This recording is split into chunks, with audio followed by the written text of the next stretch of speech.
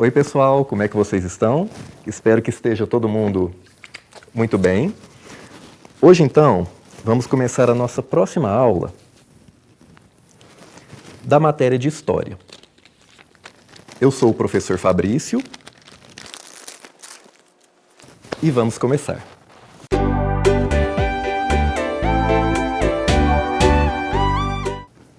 Estão todos acompanhando bem nossas videoaulas até aqui? Vocês estão também vendo as atividades que são colocadas no portal da Prefeitura junto dessas aulas? É importante vocês sempre irem acompanhando os materiais do portal, porque como o nosso tempo aqui é muito pequeno, muitas vezes a matéria continua lá naquelas atividades. Às vezes, alguma dúvida que você teve durante o vídeo fica mais esclarecida naquele complemento. Bom, o que a gente fez até agora?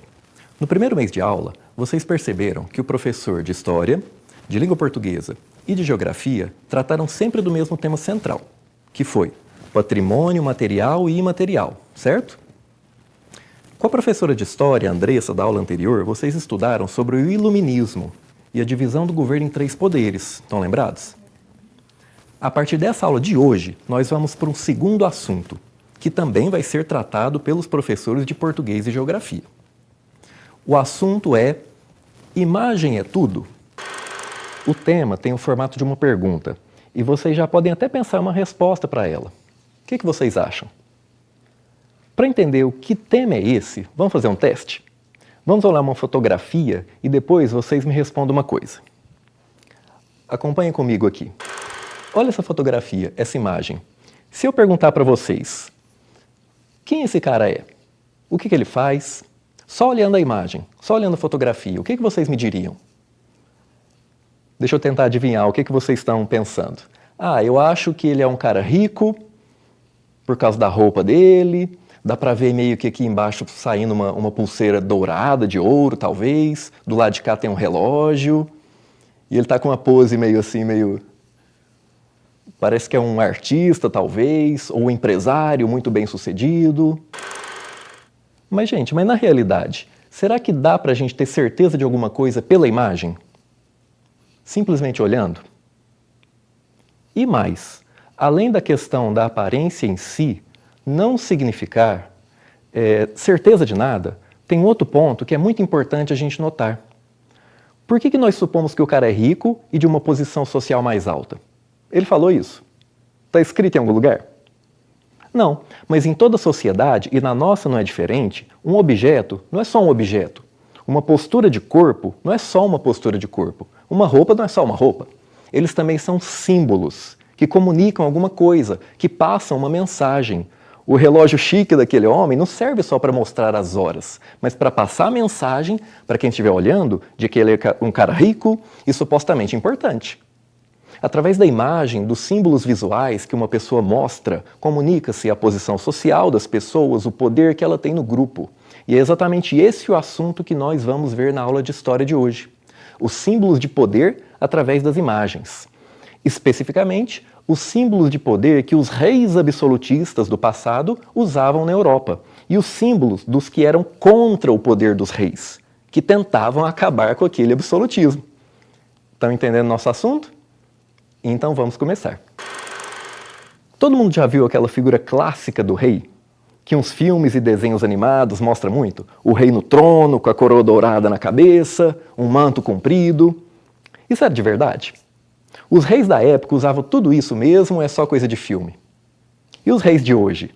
Vocês sabem que vários países ainda são monarquia, né? A Inglaterra, a Espanha, o Japão tem um imperador, a Dinamarca, Lesoto, que é um país da África, vários. Venham aqui comigo na tela para a gente responder a essa pergunta. Olhem essas imagens aqui, pessoal. Eu coloquei a imagem de 2 reis. No caso, esse aqui da esquerda é o Luís I da Baviera. Baviera hoje em dia é um território da Alemanha. Tá? Essa de cá é Elizabeth I, que foi uma rainha da Inglaterra, daquela época do absolutismo. Eles estão com as roupas de coroação deles. Eles não ficam usando essas roupas o tempo todo. Isso aqui é só são vários elementos simbólicos do momento onde eles viram reis. Vamos tentar entender que símbolos eram esses? Olha só o rei do lado de cá, o Luís da Baviera. Vocês percebem aqui a coroa, que também a Elizabeth I tem. O que significa coroa? Para que serve a coroa?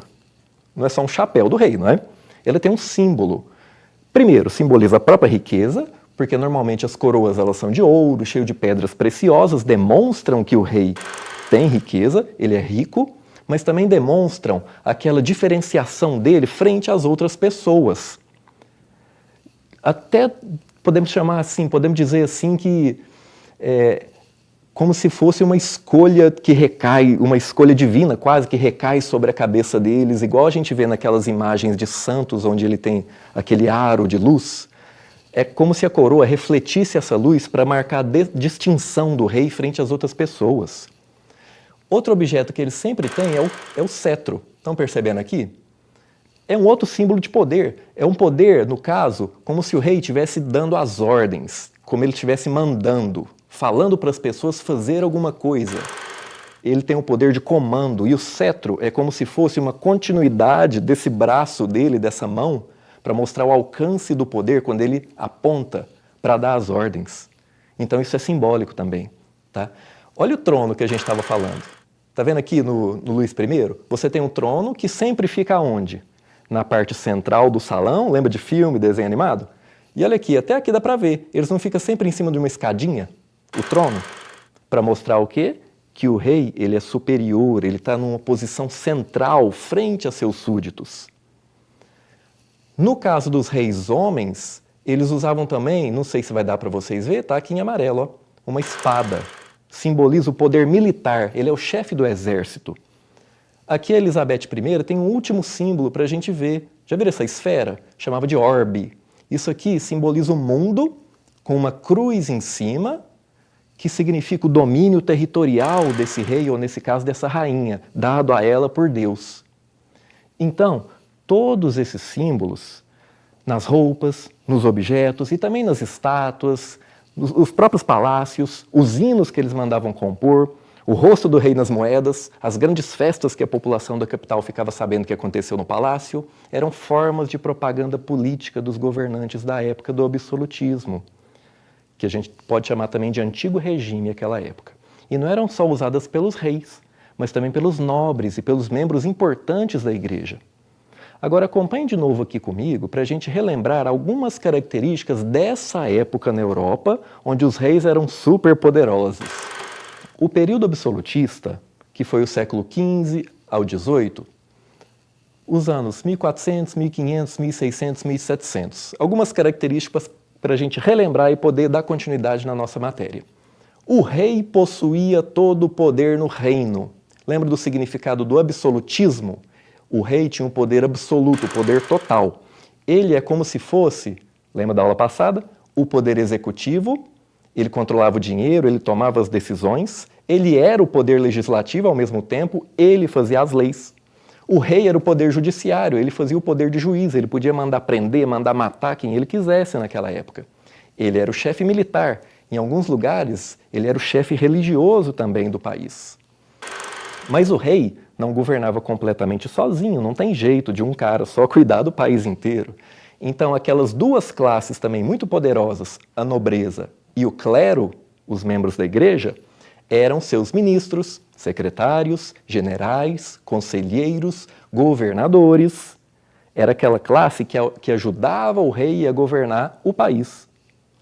E o Estado controlava de forma rígida o comércio, as manufaturas, quer dizer, as fábricas, né? E as colônias nas Américas. Vocês estão lembrados que essa época que a gente está falando é o momento onde os países europeus começaram a colonizar as Américas. Por exemplo, é o momento onde Portugal está colonizando o Brasil. Tá? Deu para relembrar isso daqui? Legal. Bom, a desigualdade social nos países absolutistas era muito grande, era imensa. A grande maioria da população, que era quem trabalhava, de fato, tanto no campo quanto nas cidades, e pagava os impostos cobrados pelo Estado, comandados pelo rei. A classe da nobreza e do clero eram aliadas do rei e viviam das rendas desses impostos, distribuídas a ele pelo rei, em troca desse apoio que a gente viu. A nobreza e o clero mesmo não pagavam imposto nenhum. E legalmente, essas duas eram consideradas classes superiores ao chamado povo. Todo mundo que não era nobreza e alto clero era povo naquela época, tá? Por exemplo, um barão que matasse um camponês, legalmente não sofreria nenhuma consequência. Mas o que vocês acham que aconteceria se fosse o contrário? Um camponês matando um barão. Rapidinho eles arrumavam a forca na praça da cidade para acabar com o assunto, né? E diferente de hoje, na época, não era o dinheiro que dava a posição superior da pessoa. Por exemplo, a burguesia, os comerciantes, banqueiros, donos de manufatura, de navios mercantes, de armazéns, era a burguesia, né? Também era considerada povo. Apesar de terem muito dinheiro, eles não tinham nenhum poder ou privilégio político. O que definia naquela época a sua posição era a sua família, o seu nascimento. Aqui, vocês lembram daquela pirâmide que a gente usa bastante para mostrar a divisão social da época? A divisão social bem básica dos países do absolutismo, e lembra que a gente está falando de toda a Europa. Portugal era assim, a Espanha, a Inglaterra, a Alemanha. Lá em cima está o clero, os membros da Igreja Católica, depois a nobreza, que eram as duas classes privilegiadas que não pagavam impostos, viviam das rendas que o rei pegava do povo e repassava para eles.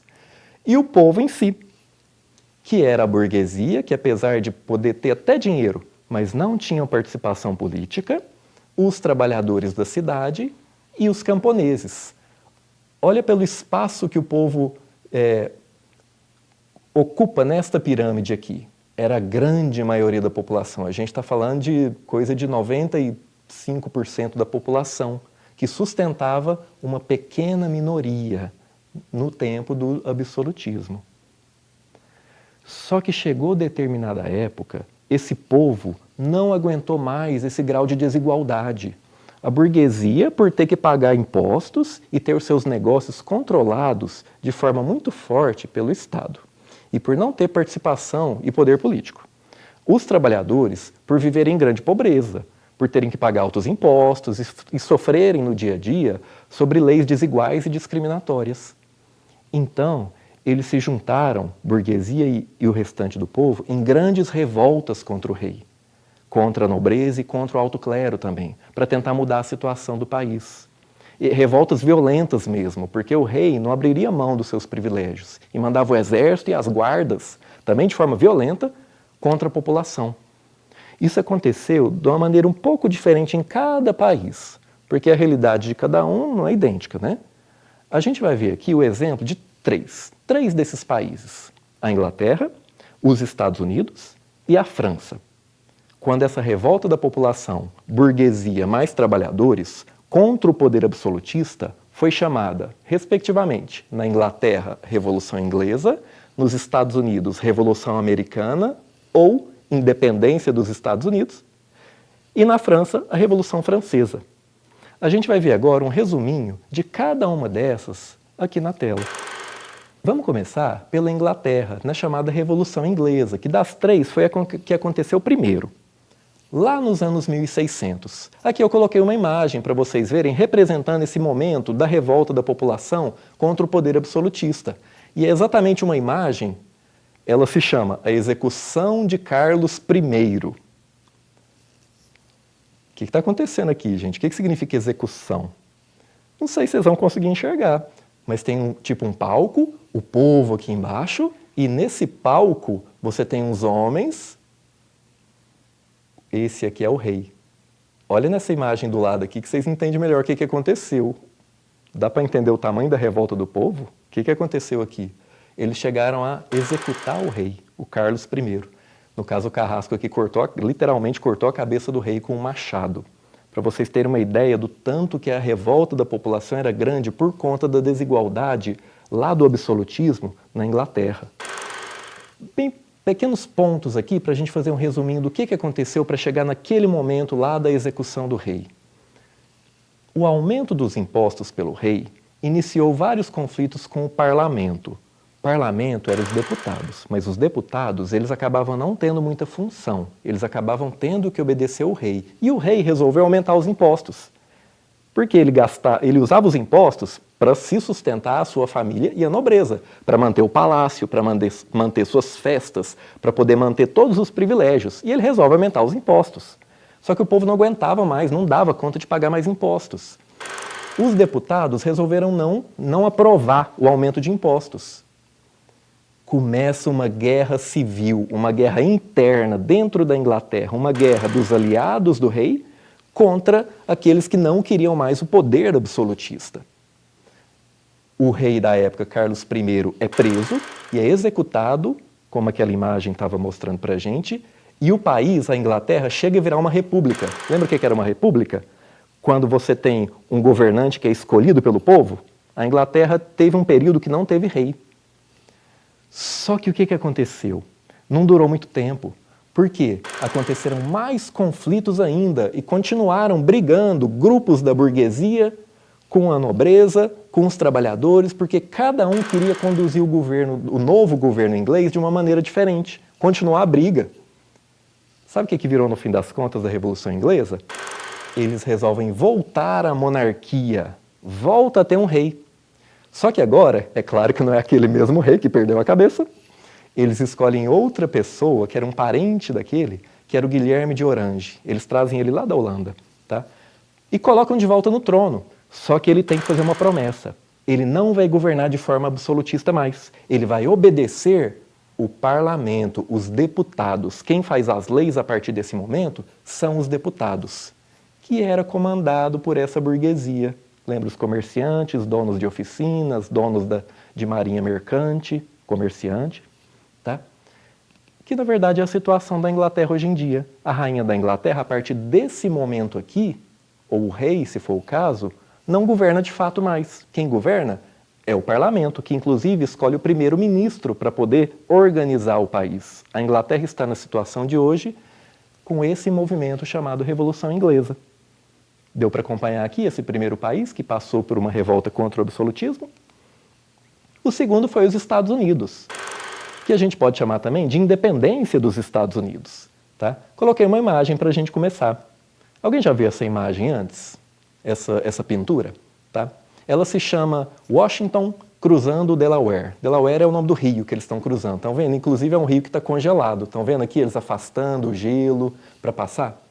Vocês já ouviram falar desse cara? No caso, esse aqui, ó. O Washington, George Washington. Quem foi ele? Ah, é a capital dos Estados Unidos. É a capital dos Estados Unidos, que tem esse nome em homenagem a esse cara. Ele foi um general dos Estados Unidos que ajudou a lutar contra o poder do rei. E depois se tornou o primeiro presidente. Tá? Vamos entender melhor essa história. Olha o que aconteceu. Os Estados Unidos, vocês devem se lembrar, ele foi colonizado pela Inglaterra. Tanto que na época nem chamava Estados Unidos, né? A gente chama de 13 colônias. A Inglaterra mandava na população de onde hoje é os Estados Unidos. E os conflitos da independência, a população das colônias resolveu começar realmente uma guerra para ficar livre da Inglaterra, livre dos mandos do rei da Inglaterra. Adivinha quando aconteceu o quê? O rei aumentou os impostos. O povo tinha que pagar mais impostos ainda lá para o rei da Inglaterra. E o povo não aguentava mais. Então, eles resolvem falar o seguinte, a gente não quer mais obedecer ao rei da Inglaterra, queremos um governante próprio. A população lá das colônias, das 13 colônias. A Inglaterra não aceitou a declaração de independência e começou uma guerra. Mandou soldados lá da Inglaterra até os Estados Unidos para poder impedir a declaração de independência deles. Teve uma guerra bem longa, durou vários anos. A França ajudou os norte-americanos, porque a França era uma inimiga mesmo da Inglaterra. E quem que vocês acham que ganhou? Já dá para saber, né? Porque os Estados Unidos hoje em dia não obedecem mais à Inglaterra. Então, com a vitória dos Estados Unidos e a declaração de fato da independência, os Estados Unidos decidiram não ter um rei mais. Eles não queriam continuar um absolutismo que tinha na Inglaterra. Eles resolveram virar uma república. No caso, tendo um presidente eleito pelo povo. E o primeiro deles foi o George Washington. Certo? Baseado naqueles ideais iluministas que vocês estudaram na aula passada. E o terceiro e último país da nossa lista é a França. Revolução Francesa, que também foi uma briga contra o poder absolutista do rei de lá. Foi muito grande essa revolta. Ela dura 10 anos mais ou menos. E aqui a gente tem um quadro muito famoso, tá? que em português às vezes, eles chamam de a tomada da Bastilha. Era uma prisão onde o rei colocava os prisioneiros, onde ele colocava os inimigos dele como prisioneiros. E a população aqui embaixo, ó, eles estão tentando invadir essa prisão e libertar esses prisioneiros políticos do rei, que se chamava Luís XVI, o rei da França daquela época. Tá? Adivinha em que momento que o povo francês resolve começar uma revolta contra esse rei absolutista, Luís XVI? Isso mesmo, quando ele decide aumentar os impostos sobre o povo, a burguesia e os trabalhadores. A população sai às ruas em protesto violento contra a nobreza, o clero e o próprio rei. Eles chegam a prender o rei e, semelhante à Inglaterra, executam o Luís XVI. E a mulher dele também, a Maria Antonieta. Tá? A França, ele também perde a cabeça. A França torna-se uma república, não tem rei mais. Só que continua tendo briga de interesse entre a burguesia, que quer mandar os mais ricos, e os trabalhadores, que querem uma condição melhor de trabalho, salários melhores. Depois de 10 anos, essa Revolução Francesa só termina quando chega ao poder um tal de Napoleão Bonaparte. Já ouviram falar dele? A gente vai estudar melhor sobre ele em outra aula. Mas o poder absolutista da França termina também aqui nesse momento. Certo? É claro que isso aqui foi hiper resumido, porque a gente só tem meia hora de aula de história, não é? Então a ideia é que vocês sempre façam as atividades da plataforma e da sua escola para aprofundar e entender melhor esses assuntos aqui, tá? Eu queria agora voltar para o nosso tema central, que é a questão imagem é tudo, para discutir um último elemento, bem interessante com vocês. Lembra que a gente falou que os símbolos do poder que os reis utilizavam? A coroa, o trono, o cetro. Quando a população pobre e a burguesia, os comerciantes, os banqueiros, donos de oficina, etc., começaram a ir contra o poder absolutista, essa população também começou a construir seus próprios símbolos, a sua própria imagem para demonstrar o que eles queriam. E às vezes eles pegavam objetos que antes eram motivo de chacota pela nobreza e o rei, motivo de humilhação, e passavam a se orgulhar disso, como uma parte da sua identidade de povo, que tinham poder nas mãos, já que eles eram a maioria da população e conseguiram vencer as revoltas. Vamos ver um exemplo? Nesse caso aqui, é um exemplo da França. Vamos ver uma figura. Observem aqui, pessoal, eu coloquei para vocês duas imagens que estão representando dois membros da classe mais baixa, do povo francês. Tá? As roupas que a classe mais baixa usava é um exemplo daquilo que eu estava dizendo para vocês, que os nobres, o alto clero e o rei desprezavam. Porque você tinha roupas próprias da nobreza, inclusive com cores que só a nobreza podia usar. Então eles viam que quem se vestia diferente não era como eles, era inferior. Então, por exemplo, os nobres, acho que vocês já viram, até em filme, eles usavam umas calças que era presa até aqui no joelho, e depois parecia que tinha uma meia calça do joelho para baixo. Isso era típico de nobre. Quem usava uma calça, que para a gente hoje em dia é normal, comprida, era sinônimo de pobreza e podia ser humilhado. Quem usava um casaco desse tipo aqui, mais curto, igual o povo usava, também era motivo para ser desprezado. A própria roupa da população mais pobre era um motivo para ele, de fato, ser considerado inferior. Só que o povo, quando começa a revolta, quando começa a vencer essas batalhas, eles começam a se orgulhar das suas próprias roupas. E as roupas, as peças, viraram símbolos de luta pela liberdade. Por exemplo, estão olhando, observem aqui essa imagem da esquerda, esse chapeuzinho vermelho, que eles chamam de barrete frígio. Esse chapeuzinho vermelho virou um símbolo da luta pela liberdade, por exemplo, da luta contra o rei absolutista. Esse casaco que nessa figura da direita vocês estão vendo esse homem usar, era chamado de carmagnole. Essa carmagnole aqui, o nome do casaco mesmo, tá? Por exemplo, eles colocavam que eles passaram a utilizar como um objeto que antes era desprezado pela nobreza, como um símbolo de inferioridade das classes mais pobres, só que virou um símbolo de orgulho e da luta contra o absolutismo. Eles criaram até uma música com esse nome, o nome do casaco, La Carmagnole. Eu quero agora colocar essa música para vocês, vou colocar os versos traduzidos e quero que vocês escutem um pouquinho essa música que eles deram o nome do casaco para a música, para simbolizar essa luta. Essa música que vocês vão ouvir é de 1792. Eles usavam, quando eles iam sair para protesto, eles cantavam todos juntos essa música. Eu quero que vocês escutem um pouquinho e acompanhem a letra que vai estar traduzida em português para aparecer na tela para vocês. Ele vai mencionar um senhor Vetot e uma madame Vetot, que era um jeito que ele chamava o rei e a rainha, que foram mortos depois. E Antonieta, que vai aparecer também escrito, é o nome da rainha. Tá? Então, acompanhem um pouquinho essa música, vocês vão perceber que ela tem um ritmo de uma marcha militar, de uma música de exército. Tá? E acompanhem, eles vão estar cantando em francês, mas vocês conseguem acompanhar nessa ordem aqui. Ó. E tentem ir lendo junto para vocês verem o grau de violência que era essa revolta que eles fizeram. Madame Vetot avait promis, de faire égorger tout Paris, mais le coup a manqué grâce à nos canonniers. Dansons la carmagnole, vive le son, vive le son. Dansons la carmagnole, vive le son du canon. Monsieur Vetot avait promis, d'être fidèle à son pays, mais il y a manqué, ne faisons plus de quartier. Dansons la carmagnole, vive le son, vive le son. Dansons la carmagnole, vive le son du canon. Antoinette avait résolu, de nous faire tomber sur le cul,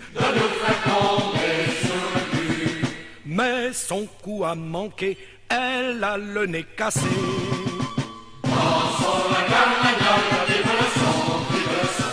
Dansons la carmagnole, vive le son du canon. Observem aqui, pessoal, então, como eu falei para vocês, quando ele fala Madame Vetot, eles estão se referindo à rainha. Tá?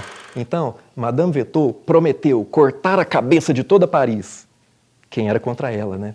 Só que o seu golpe falhou, graças aos nossos canhoneiros. Lembra daquela imagem onde tinha a população contra aquela prisão na França? Que tinham canhões, era realmente bem violento. Dancemos a Carmagnole. Carmagnole, lembra o nome do casaco que antes era uma coisa considerada inferior. E virou o nome da música da revolta. Viva o som do canhão. Esse canhão dessa luta, que realmente era uma luta de guerra mesmo, uma guerra civil, contra esses nobres. O senhor Vetot é o rei. Ele prometeu ser fiel ao seu país, ser fiel ao povo. Só que foi mentira. Ele foi contra o povo. Então sejamos implacáveis. Esse implacável aqui, gente, é porque depois, como eu falei para vocês, eles pegaram o rei e cortaram a cabeça dele. Tá? Dancemos a Carmagnole, viva o som do canhão. Antonieta, a rainha, tinha resolvido. Ela falou que vai derrubar-nos no chão. Só que o seu golpe falhou. Ela tem o nariz torto. O nariz torto aqui é no sentido assim, é como se o nariz estivesse indicando para onde que ela está apontando para dar o golpe. Só que ela errou o golpe. Ela não conseguiu, o rei, o exército real, não conseguiu derrotar a revolta do povo. Por quê? Porque os que usam a Carmagnole, o povo, com sua revolta, nem que seja violenta, conseguiu derrotar o poder absolutista. Certo?